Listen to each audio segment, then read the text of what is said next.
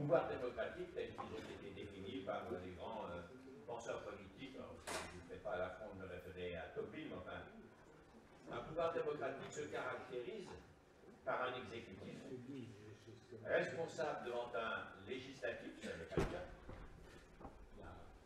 Je dirais l'administration du gouvernement qui est responsable devant le Parlement, mais les pouvoirs sont à l'Élysée. L'Élysée n'est pas responsable devant le Parlement, et par conséquent, on voit bien là qu'il y a une sorte de rupture du contrôle de l'État par le pouvoir législatif, et ça diminue évidemment singulièrement l'intérêt, le sens et je dirais le devoir des élections. Mais il y a aussi l'indépendance de la justice. La justice n'est pas totalement indépendante. Son indépendance repose d'abord sur l'indépendance que les juges s'imposent à eux-mêmes quand ils se l'imposent. Mais il y a quand même un parquet, il y a quand même le siège, il y a quand même cette distinction extrêmement reliée à la chancellerie qui fonctionne dans certains cas, même si tout le monde s'en défend. Et puis, le troisième pouvoir de la démocratie, vous le savez, c'est la presse indépendante. De ce point de vue-là, il n'y a pas grand-chose à dire. Elle l'est plus ou moins, mais elle l'est. Elle l'est. La presse indépendante absolue, je vous rassure tout de suite, j'en sais quelque chose. En France et à travers le monde, ça n'existe pas. Vous êtes toujours dépendant d'un système économique, d'une influence qui est derrière ce système économique. Vous êtes dépendant, ne serait-ce que par le budget pour l'audiovisuel public de l'État qui vous sert le kiki tous les ans éventuellement, si vous n'avez pas vous-même une personnalité assez forte pour imposer. Par exemple, vous avez cité France 5 tout à l'heure, je dois dire que j'ai construit cette chaîne, comme fondateur puis comme PDG, contre l'essentiel du gouvernement à l'époque. Mais ça a passé parce que nous avons vraiment pu imposer ça, parce qu'à ce moment-là arrivait déjà une certaine dérive de l'audiovisuel public du fait de la privatisation de TF1 en 87. Autrement dit, la chose la plus importante, c'est que le pouvoir politique exécutif n'est pas contrôlé. M. Obama va devant le Congrès. Mme Merkel, quand il y a un sommet européen à Bruxelles, elle a un mandat du Bundestag, du Parlement. S'il arrive dans l'ordre du jour un sujet extrêmement important pour lequel elle n'a pas reçu de mandat, qu'est-ce qu'elle fait? Elle prend une suspension de séance, elle remonte dans son avion, elle va au Bundestag voir la commission compétente qui lui fixe le mandat de négociation auquel elle a droit vis-à-vis de ses collègues européens. Elle revient, elle reprend le sommet. Voilà une démocratie. Elle a sans doute d'autres défauts, et la démocratie parfaite, je ne la connais pas. Mais au moins, il y a là l'essentiel, c'est le contrôle démocratique sur l'appareil exécutif. Il y a autre chose qui s'est passé dans ce pays, pour des tas de raisons que le professeur sans doute citera, et qui sont, me semble-t-il, extrêmement dangereux. Le premier parti de France, c'est les abstentionnistes. Ceux qui ont tourné le dos au système. Ce qui explique sans doute la profusion de mouvements citoyens qui, constatant ce danger, se sont créés, ont essayé de donner de leur temps, de leur effort, parce que c'est des métiers de sacerdoce, je vous le dis tout de suite, il n'y a rien à gagner là-dedans si c'était des coups, seulement l'espoir d'essayer d'aboutir à quelque chose un jour pour rétablir la situation. Le deuxième parti de France, ce sont les extrémistes. Et le troisième parti de France, c'est tous les autres. Et si vous regardez aujourd'hui, par exemple, le pouvoir exécutif tel qu'il est fait, eh bien, c'est un pouvoir qui représente entre 16 et 18% de l'ensemble du corps électoral, c'est-à-dire, je ne sais pas combien, mettons 30% des électeurs des votants. Mais comment voulez-vous faire des réformes, un consensus, une cohésion nationale, alors que nous vivons des dangers extrêmement difficiles, graves, où il faudrait que l'État regarde au-dessus des sondages le matin et de la caméra du 20h le soir? Comment voulez-vous réussir ça avec un socle politique si réduit, si rikiki?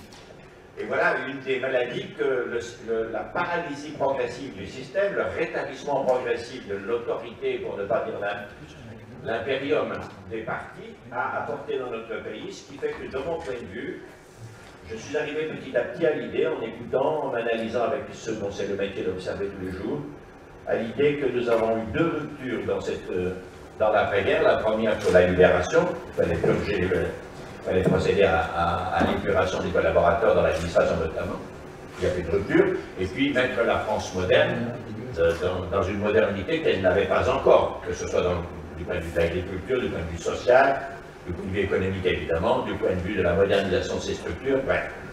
La deuxième rupture, ça a été 58, sous le poids de l'Algérie et de l'instabilité, mais chronique, hein, des gouvernements qui duraient 3-4 mois, et puis quand le parti que soutenait M. Intel pensait qu'il avait un autre candidat ou que le chef du parti voulait être le gouvernement, il faisait tomber. Donc c'était un bazar sans nom, parce qu'il ne peut pas y avoir de continuité politique dans une instabilité de l'exécutif, évidemment. Mais je pense que nous sommes à l'aube, 45, 58, de la troisième rupture, parce que ce socle est si étroit que ça ne va pas pouvoir durer longtemps, d'autant plus que notre pays a pris du retard, beaucoup de retard dans la modernisation. Ce qui ne veut pas dire faire tout et n'importe quoi. Mais ça veut dire que petit à petit, nous sommes distancés par un certain nombre de pays qui nous imposent un poids économique que nous n'avons plus, une fluidité sociale que nous n'avons pas, un système d'apparatchik qui gouverne le pays.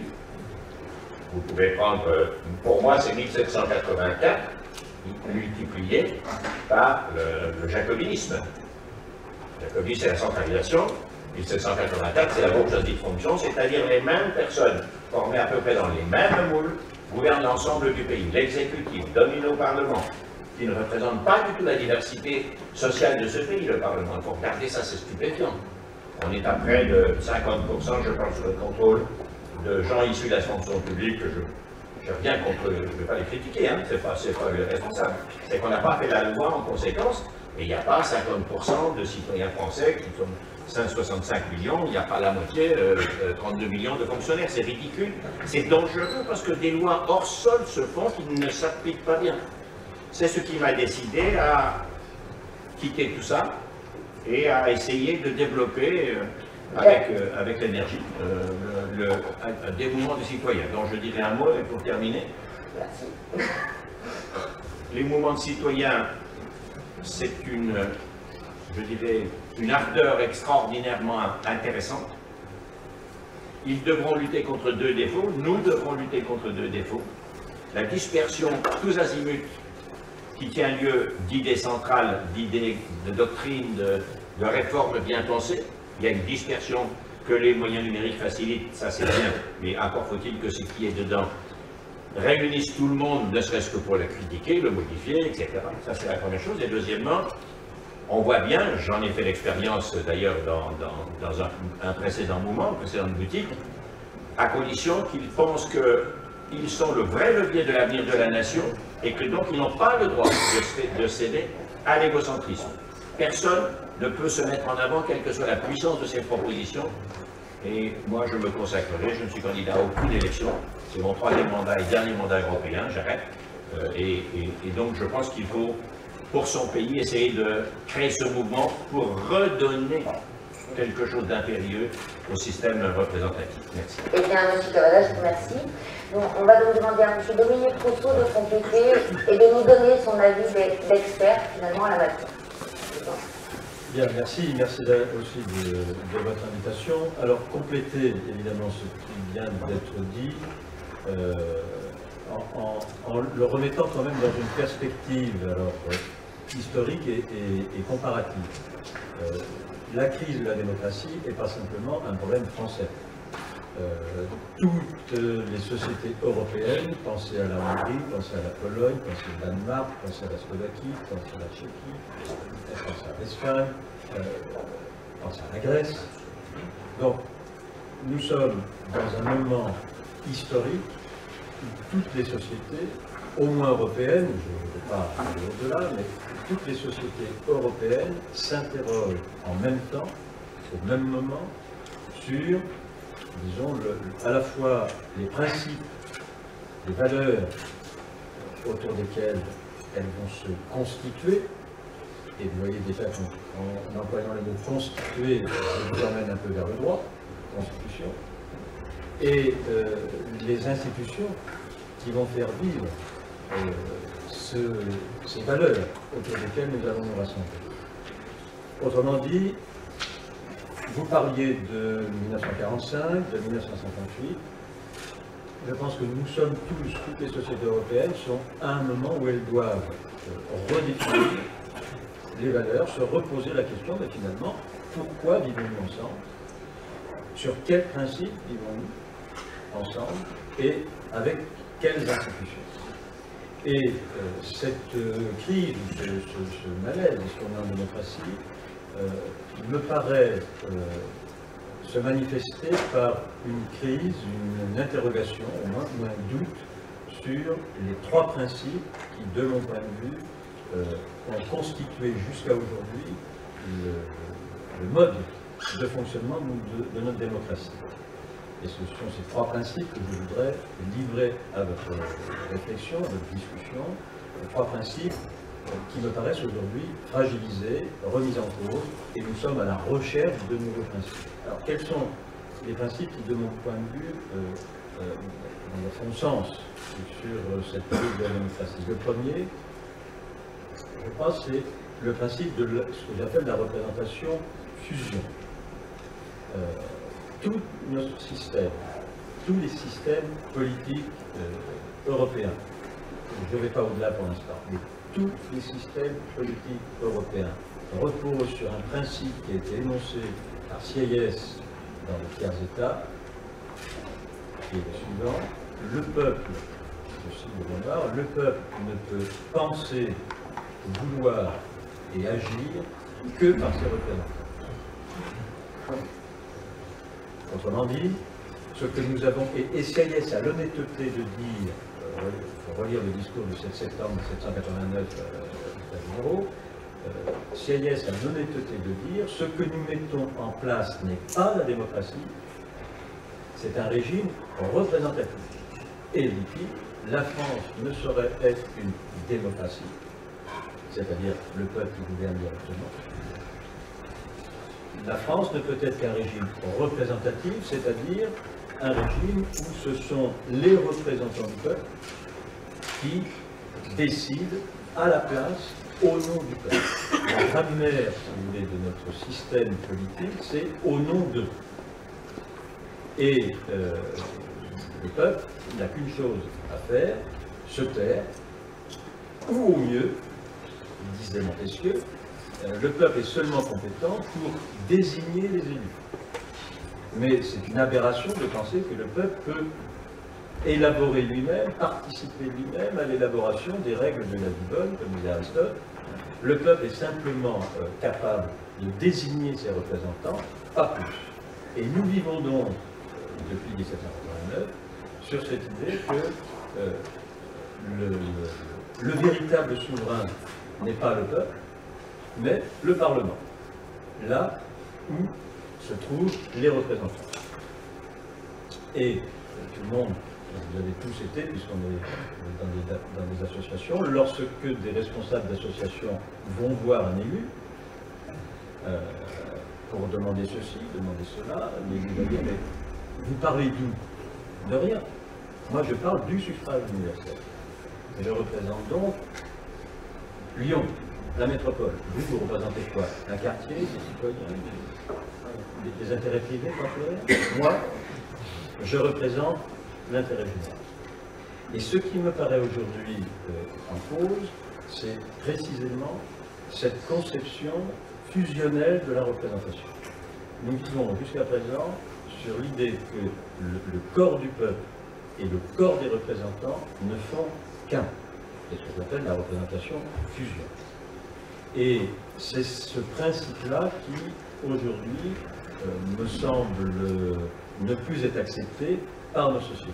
Il y a ce que j'appelle un autre principe, qui est le principe de la représentation écart, c'est-à-dire la revendication par le peuple d'une autonomie de pensée, d'action, de vouloir, à côté, en dehors, voire contre la volonté, l'action et l'agir des représentants. Je pense que la question de la fusion, si je prends dans un autre domaine, si je prends dans un autre domaine que la politique ou le droit, moi je me souviens par exemple quand mes parents me disaient, mais un couple qui réussit, un couple qui réussit, c'est lorsqu'ils font qu'un. Ils font qu'un. On voit bien la fusion. 1 et 1 égale 1. Dans cette idée-là, vous voyez bien que dans un couple, quand il y a fusion, quand il y a fusion, il n'y a qu'une personne qui dirige, l'homme. Un couple, c'est 1 plus 1.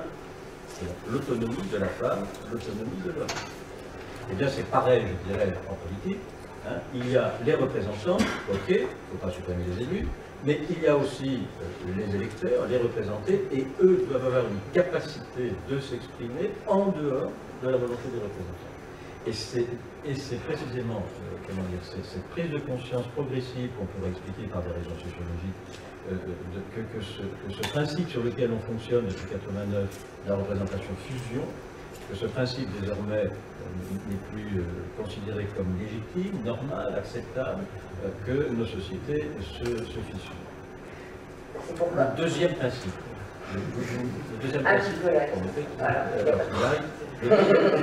Le deuxième principe sur lequel on vit jusqu'à présent et qui est le corollaire du premier, c'est que nos sociétés fonctionnent.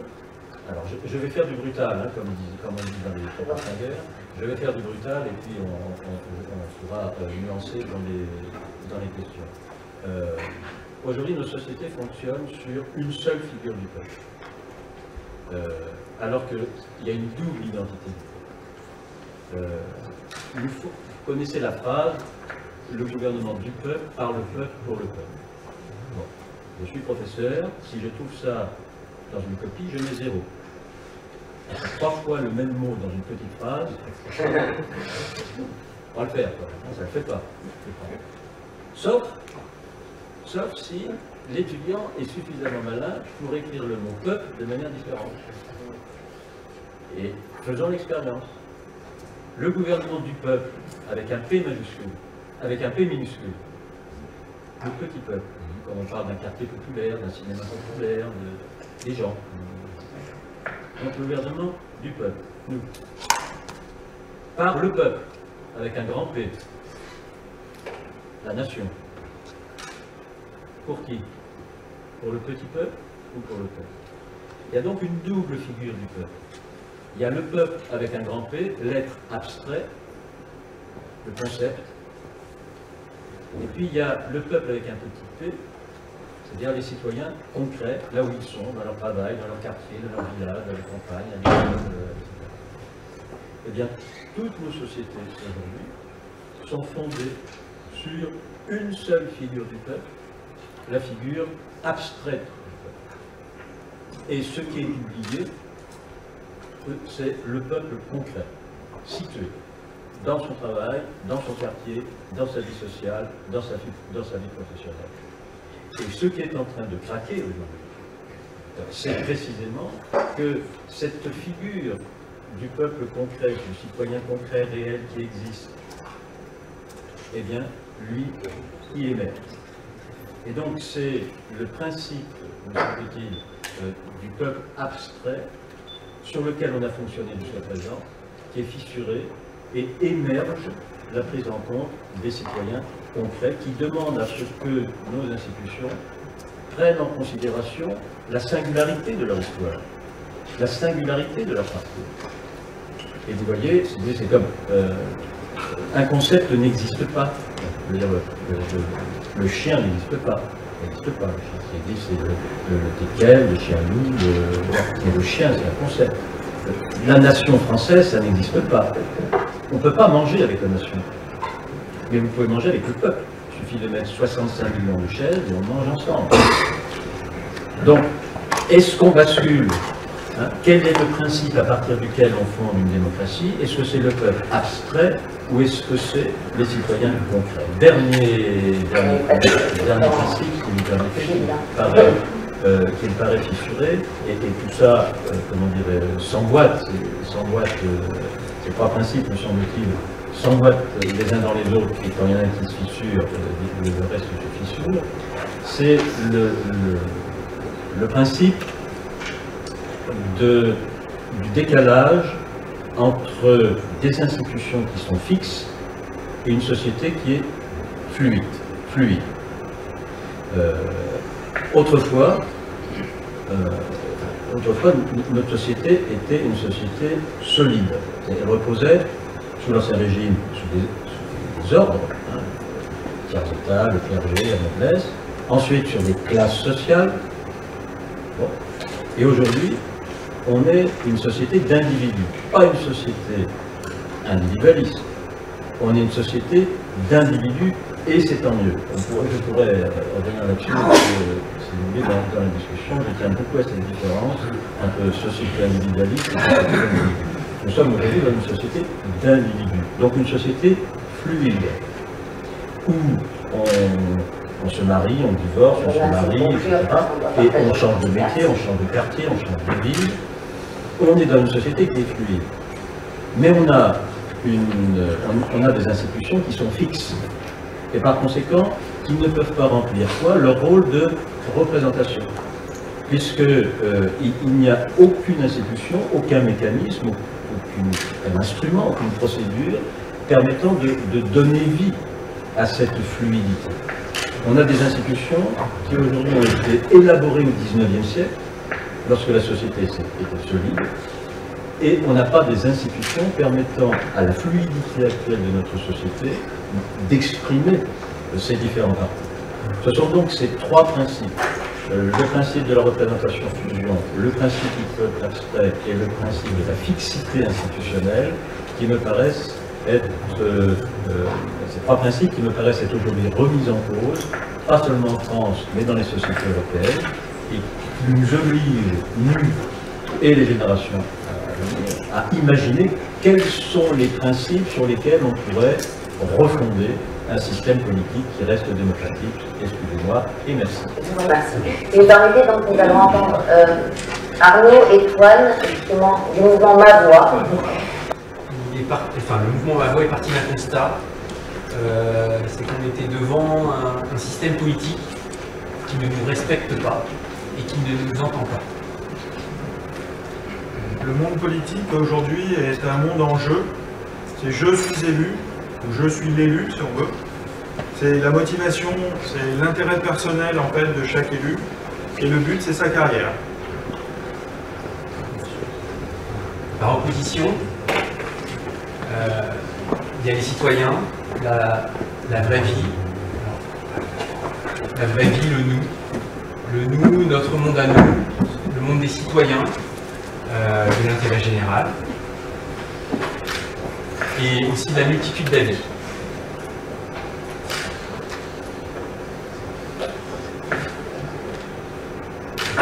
Dans le monde politique, c'est le monde de la représentation, des représentants, et des représentants des partis avant tout, avec un combat assez perpétuel entre la majorité et l'opposition.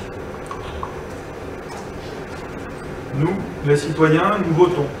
Soit pas du tout, soit par dépit, soit contre le système. Nous votons pour une personne, pour un parti, mais jamais pour des lois. Dans le monde politique, on constate les abus de pouvoir, la corruption, l'influence. Du côté des citoyens, nous nous sentons exclus des débats, des décisions qui influencent nos vies. Nous n'avons plus confiance. C'est pourquoi maintenant nous allons entendre Stéphane Billot sur la première... non, sur le vote blanc. Dans le petit carton d'invitation, il y a un petit titre qui s'appelle « Sommes-nous en démocratie ?» C'est la question qui a été posée sur le carton d'invitation. Et moi, je me suis posé la question d'où vient, d'où vient cette question. Parce que j'ai été habitué, comme vous peut-être, on m'a appris depuis toujours que la France est une grande démocratie. C'est une certitude politique, c'est une grande démocratie d'Europe. C'est même un modèle du genre. Et il n'y a qu'à se plonger dans les textes officiels, que ce soit la Constitution, que ce soit la Déclaration des droits de l'homme. Tous ces textes-là nous confirment que nous sommes une démocratie. Donc, ce qui est intéressant, c'est de voir qu'on est amené à se poser la question, sommes-nous réellement en démocratie? Y a-t-il des signes qui nous prouvent que nous ne le serions peut-être pas? Alors, cette question, on n'est ni les premiers, ni les seuls à se la poser. Il y a quelques années, il y a José Saramago, un écrivain portugais, qui posait cette question en des termes un peu plus rudes. Je vais vous lire sa citation. Saramago, si vous ne connaissez pas, c'est un écrivain portugais donc, qui a été prix Nobel de littérature en 1998. Il a écrit un bouquin formidable qui s'appelle La lucidité. Et la lucidité, c'est sans avoir de parti pris, c'est une fiction qui raconte un vote blanc majoritaire à un scrutin électoral et donc la déroute et la débâcle des partis politiques. Il y a du parti pris évidemment, mais le bouquin est quand même formidable. Dans son interview, José Saramago dit « Qu'est-ce que cette statue intouchable qu'on appelle la démocratie? Comment fonctionne-t-elle? Pour quel profit? Comment les gens peuvent-ils accepter de jouer avec des règles truquées? Que se passerait-il s'ils en prenaient soudain conscience ?» Il pose des bonnes questions, l'ami José. Il y a à peu près ce qu'on se pose aussi ce soir comme question. Pour comprendre ces interrogations, je me suis intéressé à l'aspect pratique de notre démocratie. Parce que les beaux discours, les déclarations d'intention, c'est une chose, surtout en politique, je pense que c'est bien. Mais d'un point de vue concret, qu'est-ce qui nous prouve que nous sommes réellement démocratiques? Et ce qui me saute aux yeux, la preuve évidente de cette démocratie, c'est que nous avons le droit de voter. Et ce vote, cet acte de vote, c'est vraiment à la fois le symbole et l'expression de notre démocratie vivante. Si on veut comparer avec le bulletin de vote, serait la démocratie ce que la carte bleue est à l'institution bancaire, si vous voulez. C'est à la fois le symbole et le moyen de l'expression. Si on pose la question à un politicien de carrière, alors j'utilise volontairement politicien de carrière et non pas professionnel de la politique comme expression, parce que dans l'expression professionnelle de la politique, il y a peut-être une dimension compétence que, a priori, je ne reconnais pas, si ce n'est celle de rester accroché au mandat, mais c'est bien la seule. Chez ce politicien de carrière, donc, l'idée de la démocratie serait que, dans une démocratie, nous avons le droit de désigner, grâce à notre vote, nos représentants. Ça, c'est la version officielle que nous connaissons aujourd'hui. C'est comme ça que fonctionne notre système électoral. Nous votons pour nos représentants, ce qui a été rappelé tout à l'heure. Dans une dictature, on impose un chef et les citoyens ne sont pas concernés. Dans notre démocratie, il y a des partis politiques qui imposent des candidats et nous avons la possibilité, grâce à notre vote, de choisir un vainqueur parmi les candidats que nous n'avons pas choisis. Il se pose quand même malgré tout la question de la représentativité des partis, et en tous les cas de la légitimité de ces partis politiques à limiter l'offre politique exclusivement aux partis politiques. Est-ce qu'il n'y aurait pas d'autres bonnes idées ailleurs? Je rappelle par ailleurs que l'ensemble des partis politiques représente en termes d'adhérents moins de 2% du corps électoral. Est-ce que vous imaginez par exemple que, est-ce que vous diriez que le canoë-kayak est le représentatif de l'ensemble du sport français? Je prends l'exemple du canoë-kayak parce qu'il y a plus d'adhérents à la Fédération française de canoë-kayak que dans les trois partis principaux, qui sont la droite, la gauche et le Front National. Donc on peut se poser la question de cette représentativité. Pardon, j'ai perdu une petite note.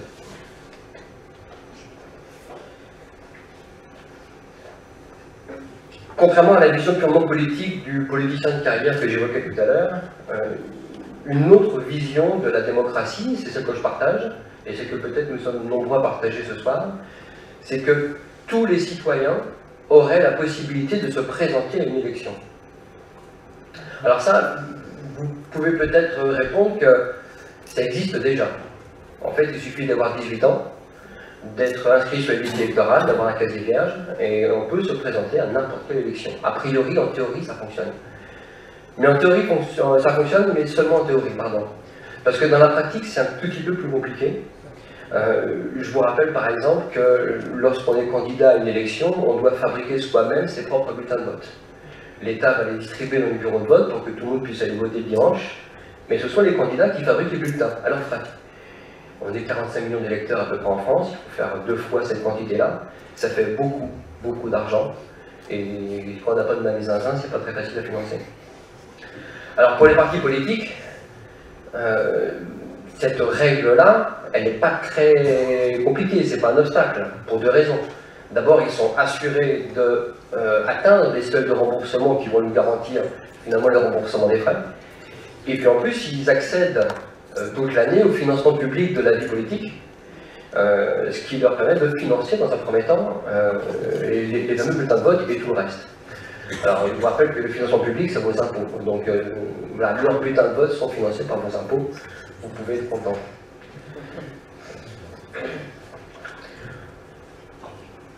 Cette disposition très concrète et très particulière qui fait qu'il y ait un filtre en termes de représentation de l'offre politique, il y a d'abord un filtre des partis qui n'est pas obligatoirement très représentatif. On l'a vu tout à l'heure par rapport au nombre de représentants issus de la société civile ou issus du monde ouvrier. Mais il y a également un filtre financier, parce que seuls les plus argentés auraient la possibilité d'accéder au financement de leur campagne. Ça veut dire que cette démocratie ressemble davantage à une forme d'oligarchie des riches que d'une réelle démocratie, puisque seul un petit nombre de personnes a la possibilité de se présenter, ceux qui sont issus des partis, et en plus les plus riches. Et cette sélection, à la fois du petit nombre et à la fois une sélection financière, est en opposition avec l'article 3 de notre Constitution, si on est un petit peu sensible.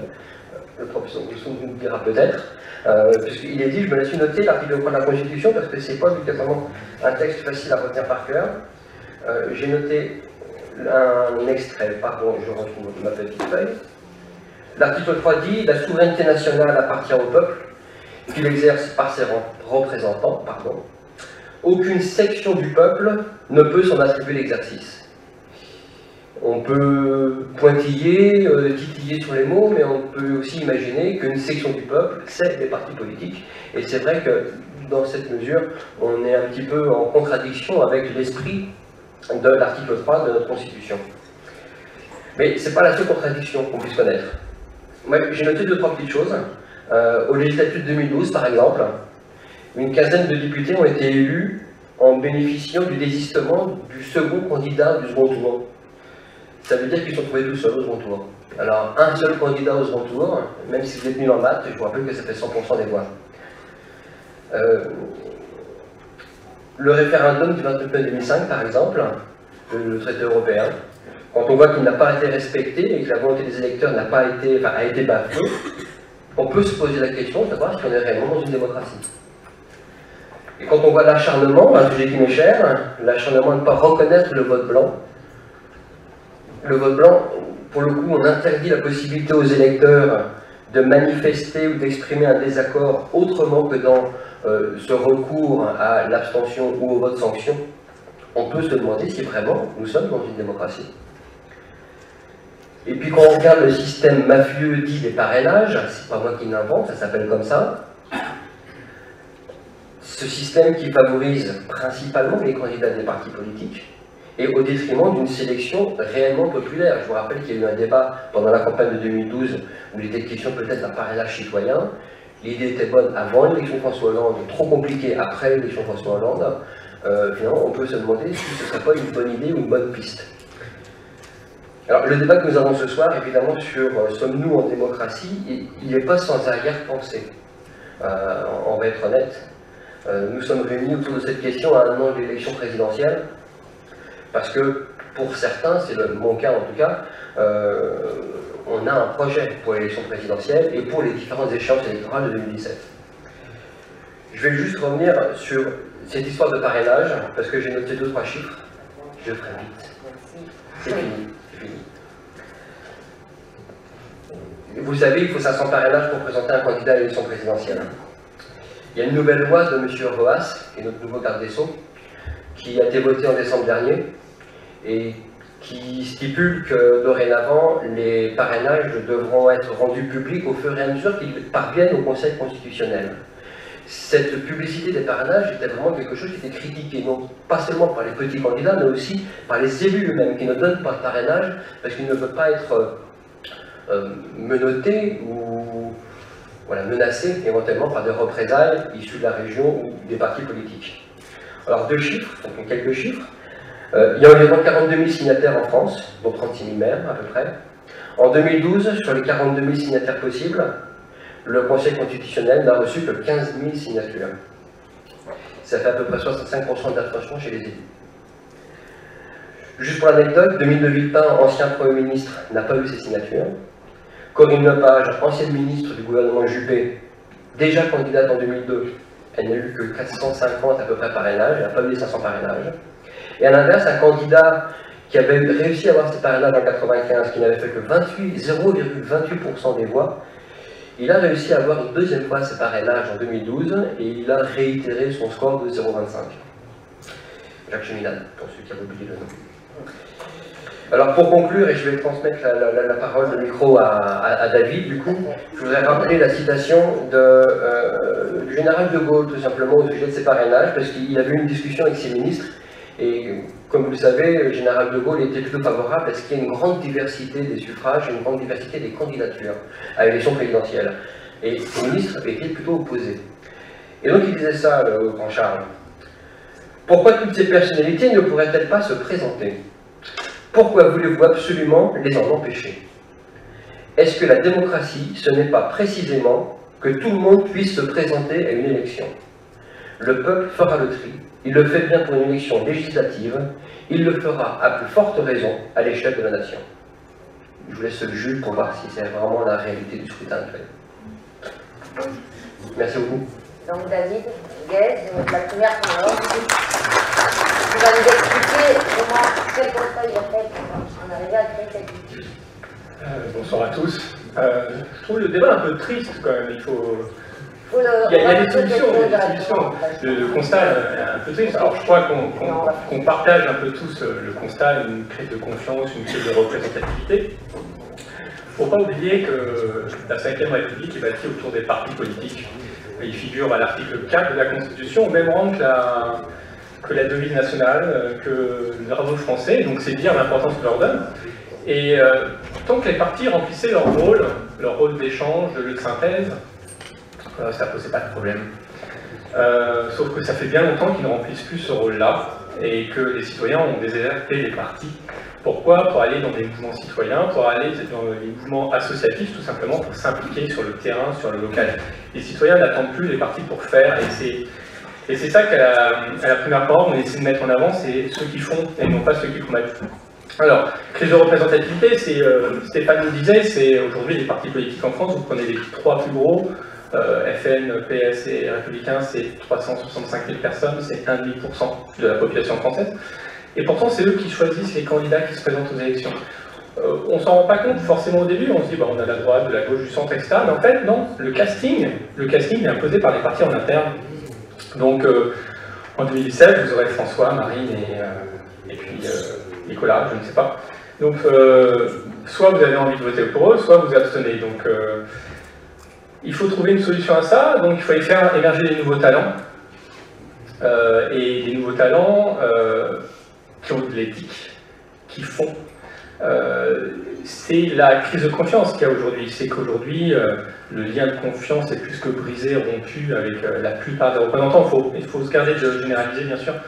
On se rend compte que plus on va loin du citoyen, moins la confiance est grande. Ceux qui ont la plus grande confiance sont encore les maires. Mais grosse crise de confiance. Parce que, faut pas se le cacher, en France, il y a un manque cruel de politique de résultats. Voilà, ils ont tous essayé, ils ont tous échoué. Il n'y a pas cette culture de résultats. Donc les citoyens, voilà, ils sont plus représentés, les politiques échouent pour la plupart, donc ils veulent du nouveau. Donc avec la première porte, ce qu'on essaie de faire, c'est recentrer les citoyens au centre, enfin recentrer les citoyens dans la démocratie. C'est-à-dire, on va permettre à tout le monde de pouvoir proposer les personnes qu'ils ont envie de voir s'impliquer dans la vie politique. Ça, c'est le niveau 1. C'est vraiment vous réimpliquer, vous allez reprendre votre carte d'électeur, vous allez la recoller si vous l'aviez déchirée, et vous allez participer à la primaire parole pour choisir les gens que vous voulez voir s'impliquer. Et pourquoi on vous demande ça? Parce qu'on va souhaiter faire émerger justement des personnes qui font, mais pas qui promettent. Et une fois que vous avez remis les citoyens dans le centre de la démocratie, une fois que vous faites émerger des nouveaux talents, vous recréez le lien de confiance. Alors, pour synthétiser, ça va se dérouler en 2016 avec notre outil. C'est un outil numérique, hein, j'insiste bien là-dessus, on n'est pas un parti politique. On est un outil ouvert, c'est-à-dire que toutes les tendances politiques pourront venir sur notre outil. On a déjà des candidats qui nous ont déclaré qu'ils viendraient, on a de la gauche, de la droite, du centre. Et comme nous disait tout à l'heure monsieur avec qui je discutais avant, ça n'a plus de sens aujourd'hui ces notions-là. Nous, on veut faire émerger des personnes qui vont justement dépasser ce clivage gauche-droite qui n'a plus aucun sens aujourd'hui. Le gouvernement, aujourd'hui, il a 15%, 20% de marge de manœuvre avec les flux mondiaux, démographiques, économiques, etc. Donc la droite fait la droite, la gauche fait la gauche, non, ça n'a plus aucun intérêt aujourd'hui. Donc avec le processus, faire émerger des personnes qui sauront agréger des équipes mixtes, politiques, société civile, qui sauront co-construire un programme avec les citoyens, parce que dans notre processus c'est prévu, c'est-à-dire que ils vont arriver avec un programme et une équipe préconstruit à 70-80%, mais ça va se finaliser avec les citoyens. Avec notre application, les citoyens pourront échanger avec les candidats et pourront construire le programme. Donc, pour simplifier, il y aura une première phase où on va identifier les candidats. Une deuxième phase, on va les faire se rencontrer, les faire converger. On ne force à rien, on essaie vraiment d'agréger des équipes cohérentes, compétentes. Et après, il y aura des débats, on ira dans toutes les capitales régionales avec ces candidats qualifiés. Je passe très vite là-dessus, vous irez voir le site si vous voulez plus de détails. Voilà, l'idée c'est vraiment de renouveler l'offre politique et surtout, n'oubliez jamais une chose, le pouvoir appartient à celui qui le prend. Et c'est vous qui avez le pouvoir, c'est vous qui avez le droit de vote. Donc, cessons cette frustration, cessons cette colère. Et contrairement à Stéphane qui sur le vote blanc, moi je dis non, au contraire. Utilisez le droit de vote et faites émerger les personnes qui sont empreintes de démocratie participative, qui vont justement vous permettre d'avoir ce flux continu entre la décision politique et l'implication citoyenne. Aujourd'hui, vous voulez vous impliquer localement, tant qu'il n'y a pas une décision politique qui valide, par exemple, votre pôle emploi citoyen à Reims, pour un exemple, votre bouquet dans le Nord avec des Bertrand pour Alexandre Jardin, tant qu'il n'y a pas une décision politique, vous ne pouvez pas le faire. Donc il vous faut des hommes et des femmes de conviction et qui sont empreints de démocratie participative. C'est ça qu'on essaie de faire à la primaire programme. Eh bien, David, merci.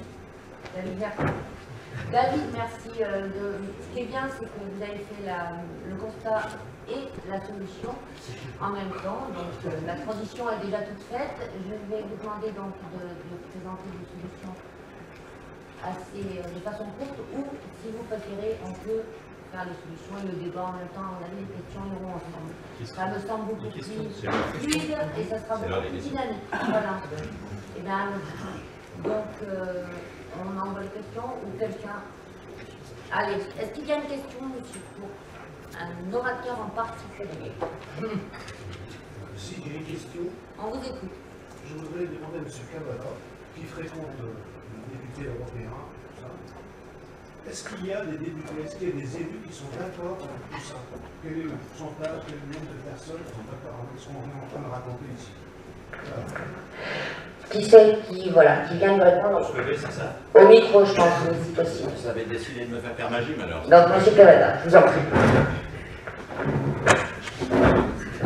Rapidement.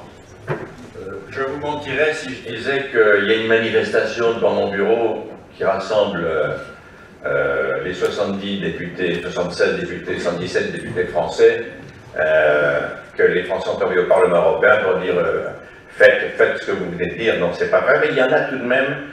Il y a un constat très important. De toute façon, les députés d'aujourd'hui sont des chômeurs de demain, donc tout ça change, c'est pas un problème. Mais pour dire la vérité, il y a des gens qui savent bien, d'abord, comment dirais-je, le désintérêt, parfois la colère, que manifeste avec certaine brutalité, même parfois. L'électeur n'est pas toujours non plus l'être suprême. Hein. Il a tous les défauts des élus, lui aussi. Mettons les choses, l'église au milieu du village, si je puis dire. Mais beaucoup de gens ont le sentiment d'être dans un système qui n'est plus en prise sur la réalité des aspirations nationales. Je viens par exemple sur le terrain français. On est dans une crise très importante, c'est clair, tout le monde le sait, les journaux tous les matins, tous les midis, tous les soirs. Et c'est une réalité. Eh bien, moi je pense que le moment est venu de déclencher un mouvement positif qui propose un projet d'avenir qui sera choisi, pas approuvé, voté, détruit, déconstruit, reconstitué par la base. Et pour ça, il faut aider la politique, contrairement à ce que j'entends dire, y compris ici. Nous ferions une grave erreur de penser que ça n'est pas un métier. Il faut l'apprendre. Les lois, c'est quelque chose. Je parle devant un professeur et certainement quelques autres juristes dans la salle. Les lois, c'est pas n'importe quoi. Les lois hors sol qui ne servent à rien peuplent les décisions des parlements souvent. Donc, les circuits, c'est très important. C'est un vrai travail qui demande une formation. Et si on veut être efficace et sincère, et non pas faire du bruit avec la bouche, pour mettre les citoyens, les femmes et les hommes, au milieu de la décision politique, il faut d'abord leur faire la pédagogie de ce qu'on leur propose, deuxièmement leur donner le pouvoir de déconstruire, de modifier ce qu'on propose, donc il faut que ce soit très large les propositions, leur demander de proposer ce qui n'a pas été, ce qui a été oublié, ce qui n'a pas, leur donner un pouvoir de proposition législative ou programmatique, faire voter, parce que ces systèmes spontanés ont besoin de deux choses. On a l'outil numérique maintenant, on a donc franchi une énorme étape. Mais les idées, les programmes, ce qui est bon pour l'avenir du pays, numérique ou pas, il faut les avoir, il faut les réfléchir, ça ne vient pas sous le sabot d'un cheval ou par 3 ou 4 clics sur Internet. Naturellement, il faut quand même savoir que les pourvoyeurs d'accès, c'est quand même que des tuyaux. Naturellement, c'est un facilitateur de démocratie à condition de préparer la matière et de former les gens. Moi, par exemple, je me fixe pour premier rôle dans notre mouvement générationcitoyen.fr de faire la pédagogie des gens. Je ne crois pas qu'on enverra un président de la République ou une présidente à l'Élysée, ou alors qu'il y aura une coïncidence extraordinaire, mais c'est ça, si l'on respecte... Laissez-moi terminer mon idée, mademoiselle, je n'ai pas pris beaucoup de temps tout à l'heure, dit-il un peu bêtement d'ailleurs. Non, mais ça se complétait très bien avec justement le principe de ma voix. Et j'en termine là-dessus. Je pense que si on respecte les gens, on fait deux choses. La politique, c'est un métier qu'on doit apprendre. La carrière est détestable. Le métier de la politique, de décider, de proposer, de prendre le risque de l'impopularité, de connaître le système législatif, le système exécutif, ce qu'est une loi, ce qu'est un décret et le reste, c'est une formation, comme camionneur. Je veux dire par là qu'il y a, c'est une spécialité. Si on dit le contraire, c'est stupide. Ou révolutionnaire dans le sens, je jette tout par terre, mais je n'en fais rien, vous voyez.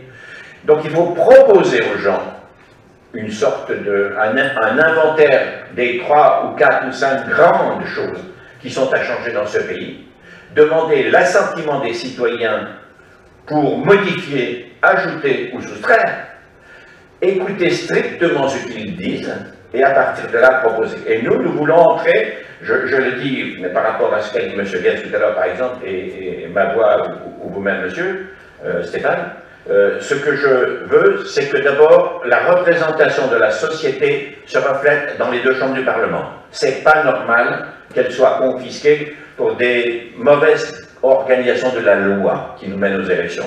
Et nous allons lancer, je vous appelle à le regarder, à le soutenir, je le dis tout de suite aux autres mouvements qui sont dans cette salle, je les appelle à venir soutenir ce projet, mais nous n'avons aucune prétention hégémonique.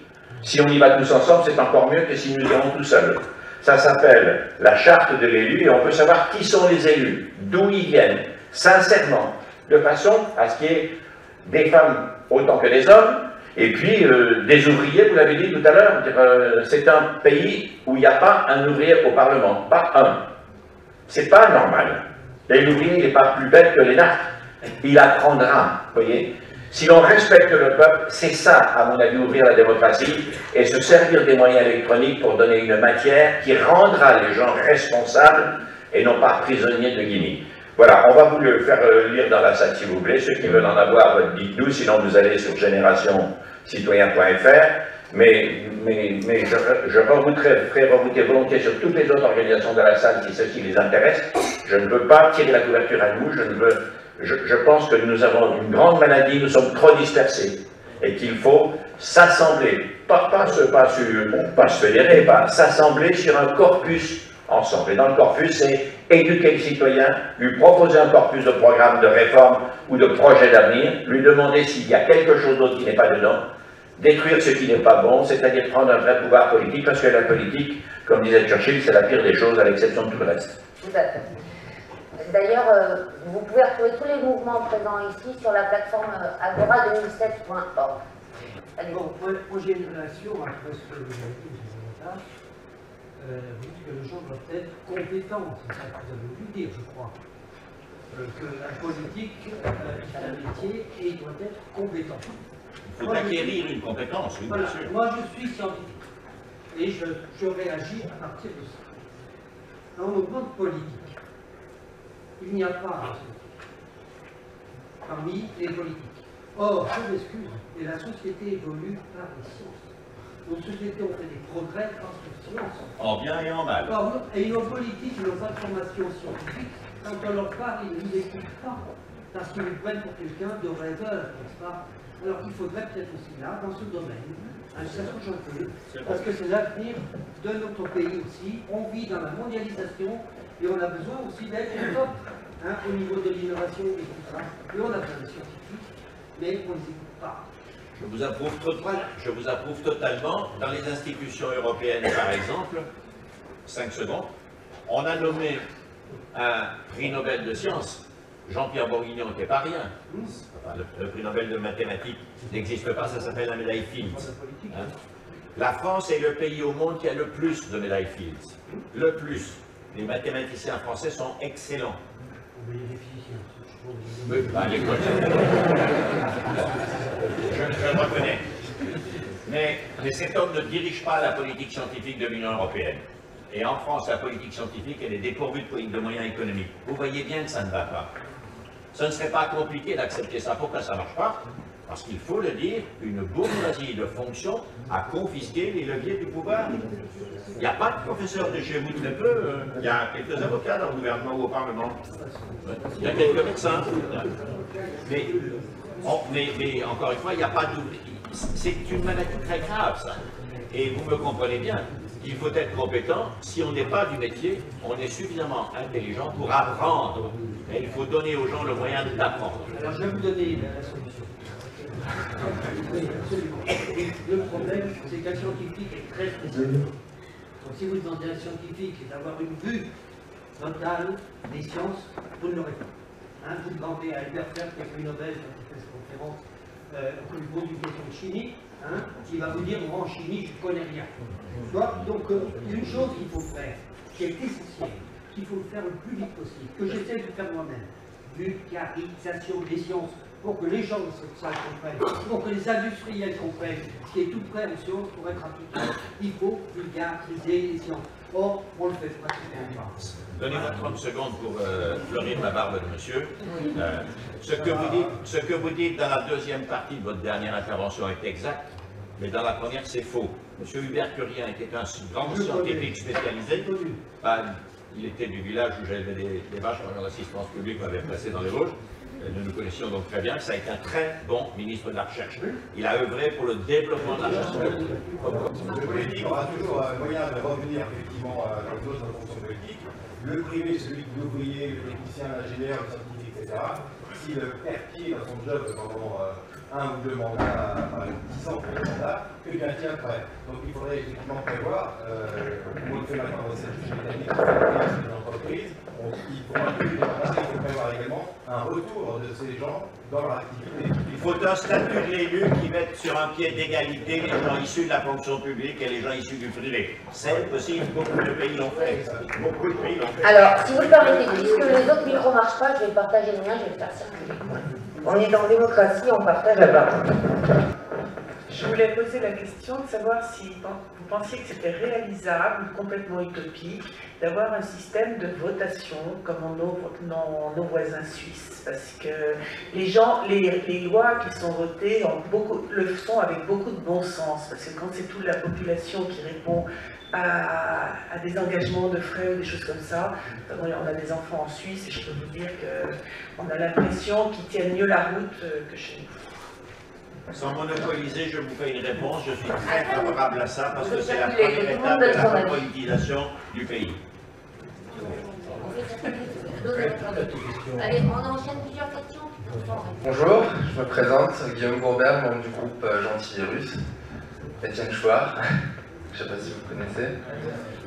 Il y a un point, enfin quelques points sur lesquels je trouve qu'on n'a pas suffisamment insisté, qui sont notamment le problème du conflit d'intérêts qui règne en grand, qui fait que nous voyons tous les symptômes, tous les constats qu'on a pu faire viennent du fait que finalement ceux qui définissent les règles définissent eux-mêmes les limites de leur pouvoir. Et ils préparent le terrain à chaque fois parce que ce sont des mandats qui sont renouvelables. Et on voit comme récemment des lois constitutionnelles qui sont votées alors que seulement 22% des députés étaient présents. La Constitution qui touche quand même directement à notre liberté, qui, personnellement, je trouve que c'est très grave tout ce qui est en train de se passer. Là, il faut vraiment que les citoyens se responsabilisent et comprennent qu'ils doivent arrêter de se déresponsabiliser vis-à-vis de la politique parce que finalement, les choses se passent à merveille pour eux. Pour nous, non. Parce qu'ils ne défendent pas l'intérêt général. Pour certains. Il y en a certains qui voudront, heureusement, défendre l'intérêt général. Il y en a certains qui ont de grandes valeurs pour la France, pour les citoyens français. Mais c'est... J'en suis pas une question. C'était plus pour en venir pour insister sur des choses qui sont importantes, voilà. Que certains n'ont peut-être pas conscience ou qui sont importantes, sur lesquelles il est important d'appuyer. Donc déjà ça, le fait que ce soit ces hommes-là qui définissent les limites de leur pouvoir et les règles qui ne vont pas. Et on se rend compte que les gens finalement n'arrivent pas à trouver forcément les solutions, qu'elles ne sont pas véhiculées. Et finalement, si elles ne sont pas véhiculées, c'est peut-être parce que ça ne va pas forcément dans le sens de leur intérêt. Oui. Enfin, une question importante finalement, comment on peut faire pour que le peuple puisse agir directement au niveau de la Constitution, la modifier, faire en sorte que le peuple ait plus de pouvoir. Pourquoi pas le tirage au sort par exemple?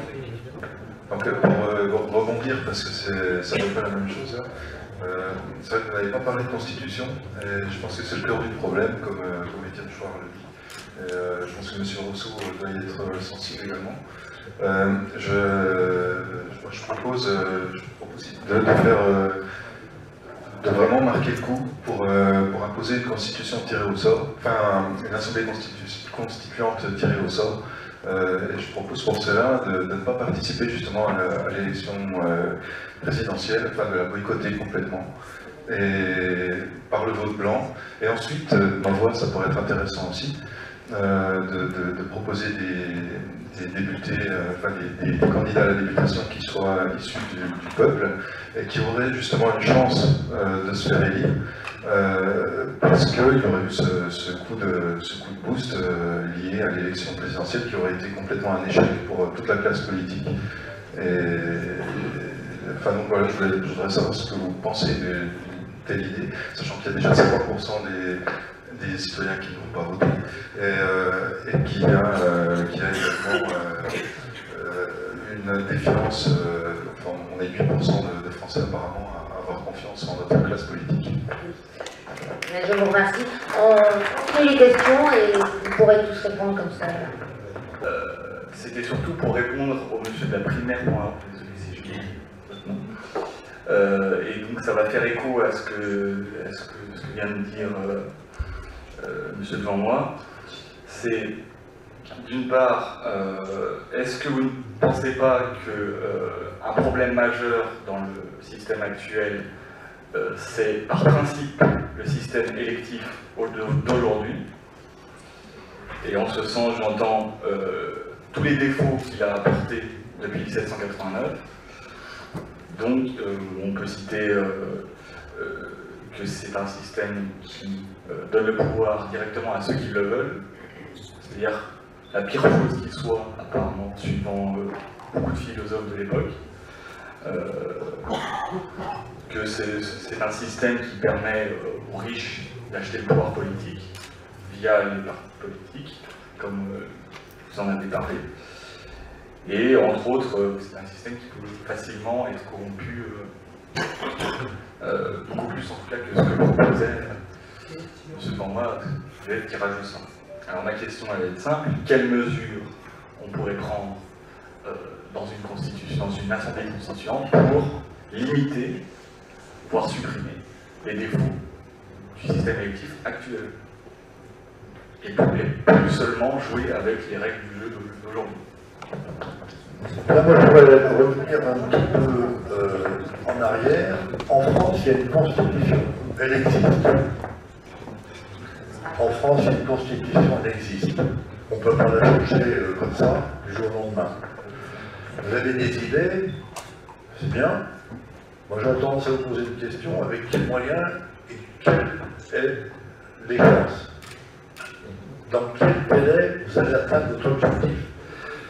Maintenant, pour les élections présidentielles, ça sera, une fois qu'il y a un président, ça sera parti pour un certain nombre d'années. D'ici là, la France aura le temps de se dégrader à une vitesse grand V. Vous êtes parti d'un constat, 60% d'abstentionnistes en France, 65 millions de Français, moins 60%, ça ne dit rien. Ça représente combien de Français? Parce qu'il y a des gens qui peuvent voter dans les 65 millions, c'est plus de 18 ans. Il y en a qui sont mariés, qui représentent des familles de mineurs. Donc il faut ramener en chiffres par rapport au nombre d'habitants, et on va ramener de 60 à 70, 75%. En France, on parle de, vous avez des droits, et après des devoirs. Moi, je renverserai les rôles, d'abord des devoirs, et après des droits. Et les devoirs, c'est voter. On a acquis, hommes et femmes, le droit de vote. Il faut défendre à mort l'idée. L'inscription doit être systématiquement obligatoire avec les outils informatiques. Il faut actualiser les inscriptions. Et les inscriptions sur les listes électorales, ça doit être dans le domicile principal. Et la question est de dire, commencer peut-être par faire passer une loi qui impose le vote obligatoire aux sanctions amendes. Parce qu'on ne peut pas avoir gestion des droits avant de remplir son devoir. J'essaie de ne pas perdre le fil de mon idée parce qu'il y a eu beaucoup d'échos et beaucoup de choses auxquelles je voudrais pouvoir répondre. Mes amis Étienne Chouard, avec les gentils-virus, je le connais bien Étienne parce que du coup on s'est croisés quelques fois. Et pour résumer le fond de la pensée, Étienne il dit c'est pas aux hommes au pouvoir d'écrire les règles du pouvoir. Je crois que c'est comme ça la formule officielle. Et c'est vrai qu'on peut se poser la question, parce que c'est quand même assez paradoxal. On a des sénateurs qui ont voté récemment sur le non-cumul des mandats, sauf pour le Sénat, sauf pour les sénateurs. Donc voilà, on s'octroie des privilèges et des passe-droits parce qu'on est en possibilité de faire la pluie, le beau temps, la pluie pour les autres et le beau temps pour nous. Donc c'est vrai qu'il y a un vrai problème d'organisation. On n'a pas le temps du statut de l'élu, oui c'est évident. Moi je suis issu du privé, je suis commerçant, donc évidemment je ne vous cache pas que pour reprendre ma vie normale, c'est pas toujours évident quand on s'investit et d'avoir un peu de temps pour le faire. Donc c'est vrai que le statut de l'élu, c'est une vraie problématique, et la possibilité pour les élus d'écrire les règles qui les concernent, c'est quand même une vraie problématique. Pour répondre à ce problème de la Constitution, on a développé un projet avec le citoyen du vote blanc qui consiste justement, quand on parlait des propositions, de fédérer l'ensemble de l'insatisfaction des électeurs, faire en sorte qu'elle ne s'éparpille pas dans l'abstention ou le vote sanction qui profite toujours à quelqu'un d'autre, y compris aux extrêmes. Malheureusement, le Front National, c'est plus voter pour un candidat blanc qui incarne l'action de voter blanc, puisque le vote blanc n'est pas reconnu, et ça c'est normal, encore une fois, puisque ce sont les parlementaires qui craignent le vote blanc. Donc automatiquement, la loi qui a été débattue il y a un peu plus d'1 an maintenant, c'est une loi qui a été vidée de son sens. Il ne faut surtout pas qu'ils prennent le moindre risque d'être éjectés si jamais il y avait un vote blanc majoritaire. Donc la loi n'existe complètement pas, et elle n'est même pas applicable, cette fausse loi, à l'élection présidentielle l'année prochaine, puisque c'est une loi organique pour que ça se fasse officiel. On a prévu avec les CVB donc de présenter un candidat blanc qui incarne ce refus global, ce rejet global de l'offre politique. On n'est pas dans la proposition, on est dans la fédération du rejet, et ce rejet aurait pour conséquence l'invalidation du scrutin en cas d'élection du candidat blanc. Bien évidemment, il n'est pas là pour prendre le pouvoir, il est là pour empêcher les mauvaises compositions de gagner à notre insu. Donc si nous pouvons avoir ce candidat blanc qui gagne les élections, rêvons un peu, ce candidat blanc aurait pour unique mission de convoquer une assemblée constituante et de redéfinir les règles de la Constitution. Et de se retirer ensuite, bien évidemment. Ça a été fait en 1945 par De Gaulle. Donc il n'y a aucune raison qu'on ne le fasse pas une nouvelle fois. Il y a des modèles qui existent. Il y a des élections législatives qui arrivent juste à la présidentielle. Il n'y a aucune raison qu'on ne refasse pas exactement le même modèle. Ça a fonctionné une fois, ça fonctionnera une nouvelle fois. Donc l'idée, c'est de pouvoir, dans un premier temps, incarner ce rejet de toutes les mauvaises offres et de ne pas se retrouver condamné faute de mieux à s'abstenir ou à voter à l'excès pour tel ou tel parti qui n'a pas mérité. Je reviens sur l'idée du vote obligatoire. Parce que le vote obligatoire, c'est quelque chose qui nous pend au bout du nez, et nous, on est concernés directement avec le vote blanc, parce qu'on n'arrive pas à dissocier les deux. Malheureusement, le vote obligatoire sans le vote blanc, monsieur, c'est une dictature. Il faut reconnaître le vote blanc. Eh bien, il faut reconnaître le vote blanc, merci de le dire, parce que du coup, c'est une évidence, oui, mais pas pour tout le monde. Malheureusement, certains politiques considèrent que la loi actuelle est largement suffisante, ce qui n'est pas le cas. La loi actuelle fait juste que distinguer le vote blanc du vote nul, c'est-à-dire l'erreur du désaccord. En Belgique, il y a les deux et ça marche très bien. Et mais le vote blanc n'est pas considéré comme un suffrage exprimé malgré tout en Belgique. En Belgique, si. C'est un suffrage, si. Mais il y a un calcul. Dans la présentation de ma voix, je et nous. Et dans les questions qui ont été posées, à nouveau, cette opposition. Je dis populisme. Le jeu n'est pas tout mauvais, le nous n'est pas tout bon. Donc, arrêtons de dire que la classe politique est corrompue, est inutile.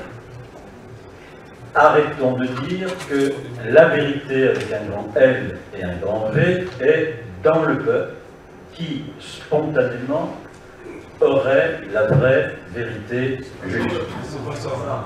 Non mais je peux répondre. Je peux répondre. Donc, je pense qu'il faut, quand on essaie de raisonner justement sur la refondation de la démocratie, ne pas partir sur cette idée que la société civile, pour aller vite, serait le terreau de la vraie vérité. Il n'y aurait que des choses bonnes, justes, bien à prendre, et que tout deviendrait enfin idéal lorsqu'on aurait dégagé, comme on dit maintenant, les représentants politiques. Je pense que la démocratie, c'est un régime de la mesure, de l'équilibre. Et par conséquent, il faut plutôt apprendre à faire vivre ensemble les deux corps, plutôt que d'en tuer un. Donc, l'idée de présenter je, nous, les bons, les mauvais, n'est pas, en tous les cas, c'est vrai que je suis juriste, vous m'excuserez, mais n'est pas dans ma manière de penser les choses. Je pense plutôt à essayer de faire vivre ensemble des choses qui peuvent être contraires. Je nie pas qu'il y ait des contradictions entre je et nous, mais je pense qu'une véritable pensée, c'est une pensée qui inclut et non pas qui exclut. Et par conséquent, il faut penser ensemble le je et le nous, et non pas la destruction du je par le nous, du nous par le je. Deuxième point, sur la Constitution, puisque des questions ont été posées sur la Constitution. La Constitution de 1958, puisqu'on parle de la France, la Constitution de 1958 n'est pas la cause de tous nos maux. Il y a d'autres constitutions en Europe qui sont différentes de la nôtre, et pourtant en Europe, comme en France, le fonctionnement réel, concret des institutions est le même. Merkel a autant de pouvoir que Hollande, que Cameron, etc. Donc, ne faisons pas porter, je ne suis pas un défenseur de la Constitution de 1958, je dis simplement qu'il faut faire une analyse correcte et pas rentrer dans des confusions d'analyse qui, étant confuses, nous feraient perdre un peu de perspective sur les remèdes. Si on veut réfléchir sur la Constitution, il y a déjà dans notre texte constitutionnel de quoi refonder la démocratie sans avoir besoin nécessairement de rédiger un autre texte, sauf pour le plaisir de dire justement qu'il faut rédiger, etc. Mais je voudrais simplement prendre la déclaration de 1789. L'article 6 de la déclaration de 1789, qui dit ceci: la loi est l'expression de la volonté générale et les citoyens concourent personnellement ou par leurs représentants à l'élaboration de la volonté générale. Quel est le problème? C'est que jusqu'à présent, on a zappé le personnellement. Mais relisez l'article 6, les citoyens concourent personnellement ou par leurs représentants à la formation de la volonté générale. Est-ce qu'il y a besoin d'écrire un autre texte? Non. Est-ce qu'il y a besoin d'écrire autre chose? Les hommes naissent et demeurent libres et égaux en droit. Relisons la déclaration. La déclaration des droits de l'homme, ce n'est pas un texte qui est derrière nous, comme disait Ricoeur, c'est un texte qui est devant nous. C'est un programme d'action. Les hommes naissent et demeurent libres et égaux en droit. Vous croyez que dans notre société aujourd'hui, on est libre et égaux? Non. Donc cet article 1, il n'est pas derrière, il est devant. Il doit nous inciter à élaborer des politiques publiques pour que précisément les hommes restent, les hommes et les femmes, restent et demeurent libres et égaux en droit.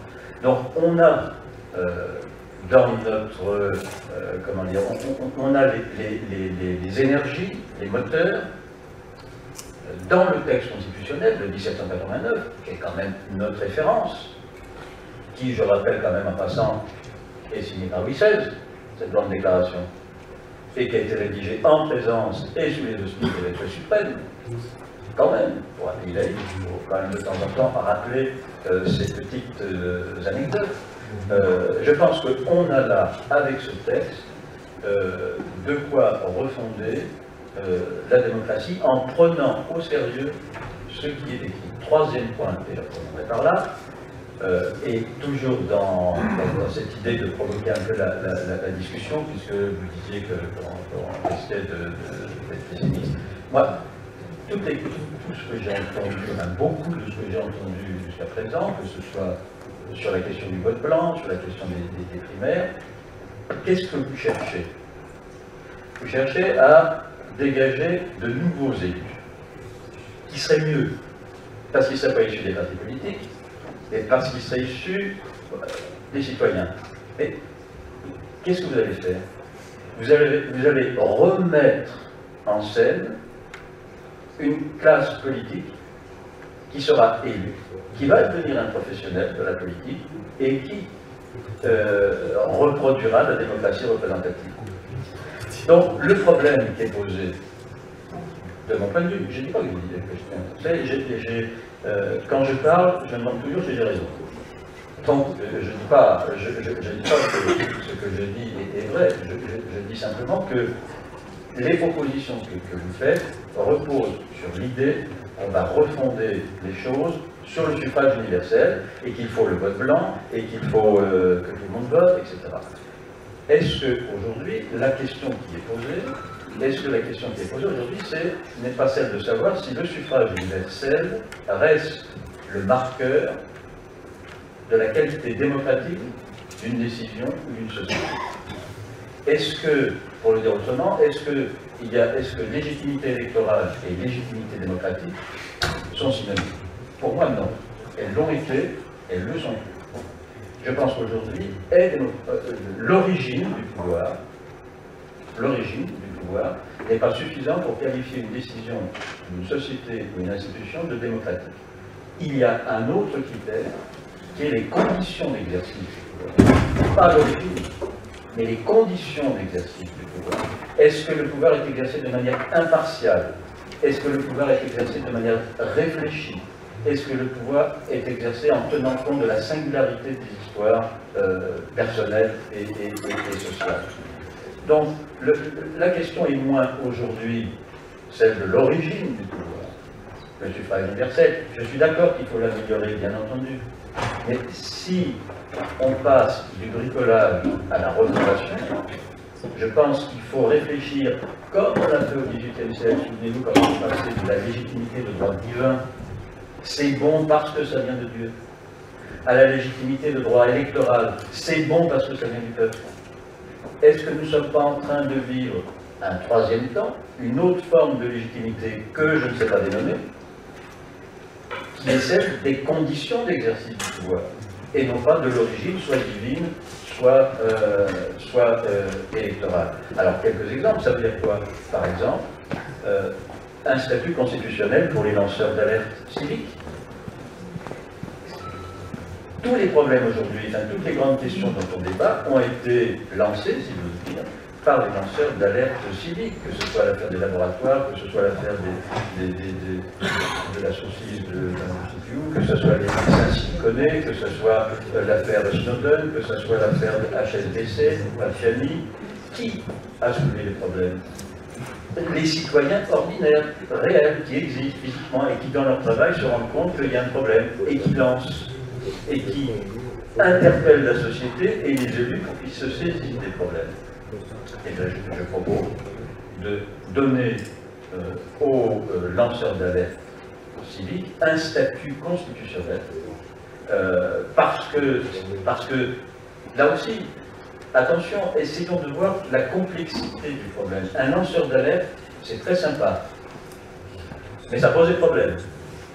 Le problème, c'est l'espèce de la vie. Le problème, c'est la délation. Et par conséquent, il faut bien que le droit se saisisse de cette question pour que celui qui va alerter la société sur tel ou tel dysfonctionnement d'une entreprise, d'une collectivité, puisse trouver les moyens de s'exprimer sans encourir de reproches, sans être mis au placard. Donc, il faut trouver le problème, comment dire, je ne sais pas, comme nous. Moi, je parle personnellement dans l'article 6. Je n'ai pas besoin de rédiger votre Constitution. L'article 6 me suffit, la déclaration me suffit. Et en revanche, ce sur quoi je réfléchis, c'est comment traduire institutionnellement le personnellement. On a su traduire, on élabore la loi par des représentants, à la Conseil, l'Assemblée nationale, un Sénat, tout ça, très bien. Mais on a zappé complètement une réflexion sur comment faire vivre le personnellement. Alors le personnellement, je le fais vivre par lanceur d'alerte éthique. Je peux le faire vivre aussi, et je passe à la poste, toujours en droit, je parle, comme on dit, je parle à partir de mon expérience, qui est celle des cours d'assises. Les cours d'assises, vous savez qu'il y a des jurés qui sont tirés au sort sur les listes électorales, et par conséquent, on permet par le tirage au sort aux jurés de se prononcer sur la condamnation ou le jugement de leurs concitoyens. C'est une responsabilité énorme. C'est une responsabilité énorme. Ce n'est pas le tirage au sort en soi qui est bon. Bon. Ce qui est bon, c'est que ceux qui vont être tirés au sort vont ensuite discuter, délibérer. Simplement, et je passe la parole, je vous donne. Non mais alors, je donne le film. Regardons à niveau, les 12 hommes en colère. Regardez les 12 hommes en colère. Et vous voyez bien qu'au niveau du droit, ce sont des jurés qui sont tirés au sort. Et ce n'est pas le problème du tirage au sort, c'est que ces citoyens vont se mettre à discuter, ils vont délibérer. Ils rentrent dans la salle, chacun avec ses problèmes.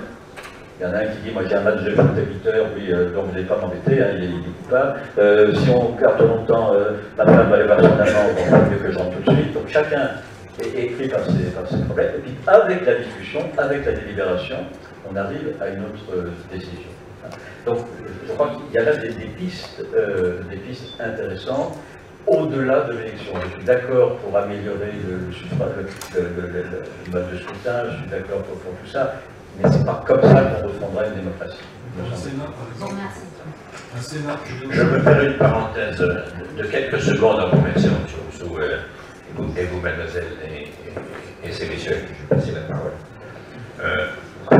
On voit bien aujourd'hui sur quoi on bute. Il y a deux choses. Il y a ceux qui sont autour des nouvelles possibilités qu'offre le numérique pour toucher les citoyens et les mettre en mouvement.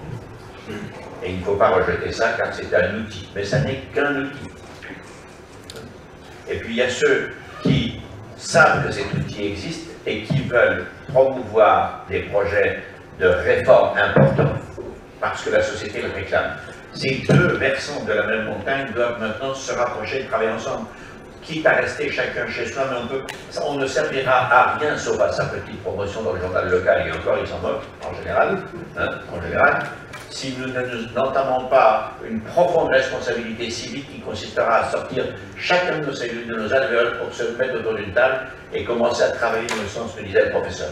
J'étais très touché par une chose que vous avez dit, et qui est la question des lanceurs d'alerte. J'ai proposé, il y a maintenant 2 ans au Parlement européen, ce qu'on appelle une résolution, déclaration écrite, ramasser des signatures, et s'il y a plus de 350 et quelques, transformer ça en une proposition législative. Je voulais que l'Europe, l'Union européenne, notre projet européen, protège les lanceurs d'alerte par un passeport européen, et qui leur permette de circuler librement, sans être sous le coup du FBI, ou en tout cas de la NSA américaine, et je ne sais quoi, ou de la CIA en l'occurrence.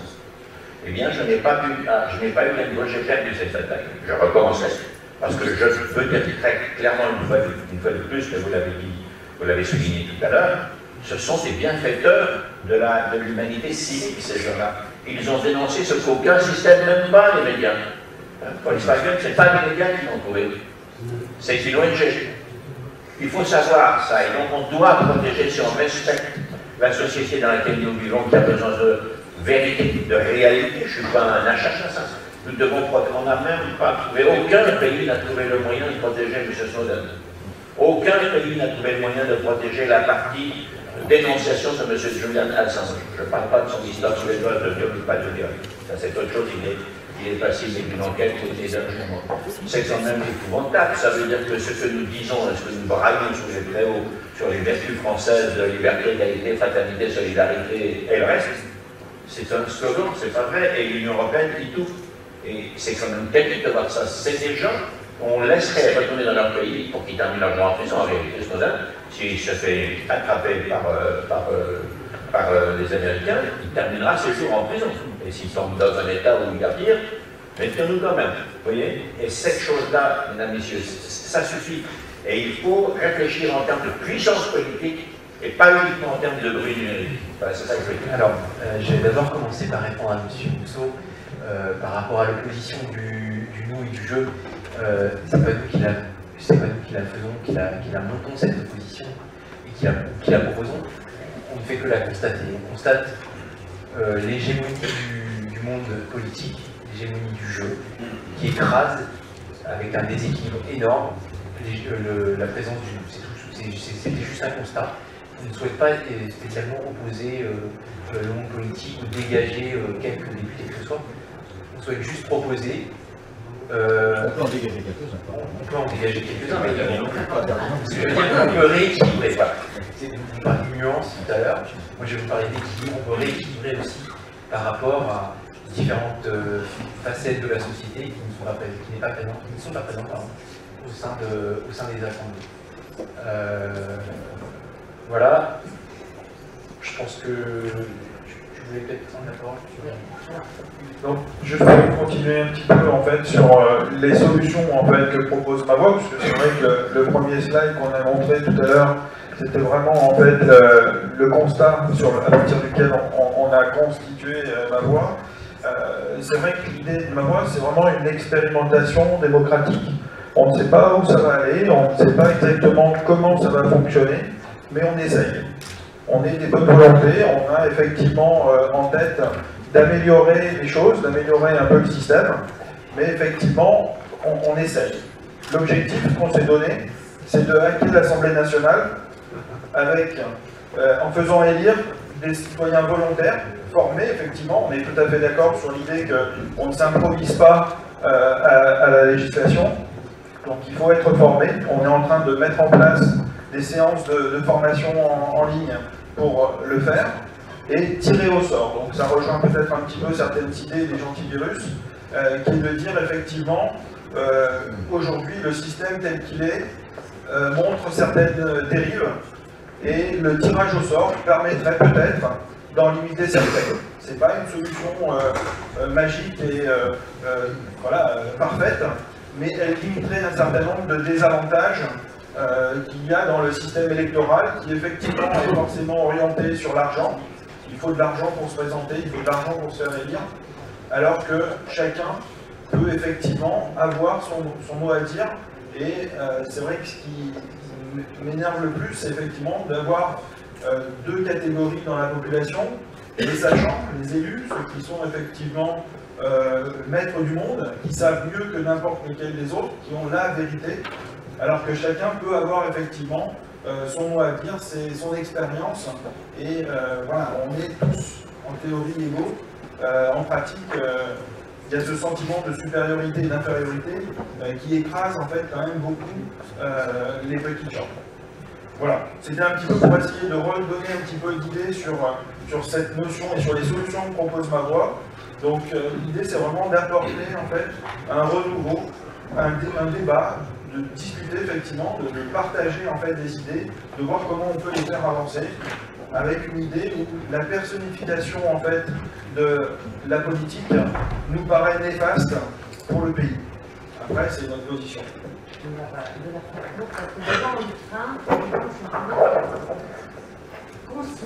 Pour l'instant, moi je l'ai court. Donc là, je vais prendre le temps. Je voulais juste revenir sur ce que disait M.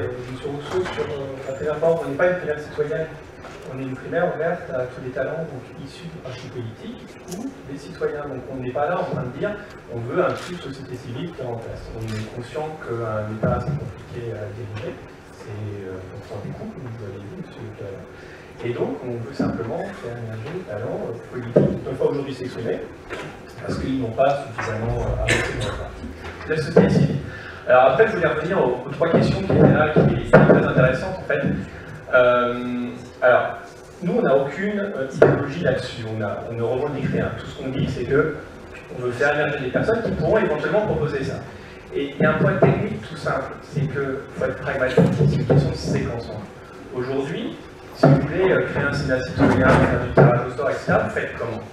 Soit il y a une volonté politique, et je ne crois pas que le pouvoir politique ait envie de se scier la manche à laquelle il est assis, soit vous mettez des têtes sur des trucs et vous renversez la table. Et dans les deux cas, ça ne marche pas. Donc, nous on croit, ça marche en 1789, en tout cas, nous ne croit pas, nous croit à la résolution bienveillante. Donc l'étape 1, c'est de mettre au pouvoir des gens qui sont empreints de démocratie participative et qui vont peut-être être au-delà de l'existence. Tu comprends, il y en a deux qui prennent le train. Alors, j'en ai pour une minute. Tout le monde va j'ai perdu l'idée. Voilà, j'ai perdu l'idée.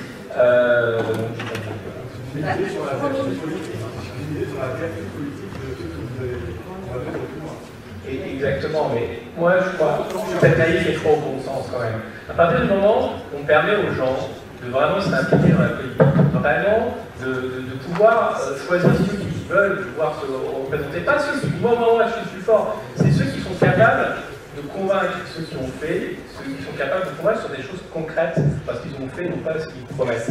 Et après, on peut imaginer plein de solutions pour référendum populaire, etc. Mais nous, on ne dit pas ce qu'il faut faire. Je vous avoue, on ne sait pas ce qu'il faut faire. Il y a 1000 solutions possibles. En revanche, il faut permettre de tester. Et aujourd'hui, on ne peut pas le tester parce que moi, je ne peux pas. Je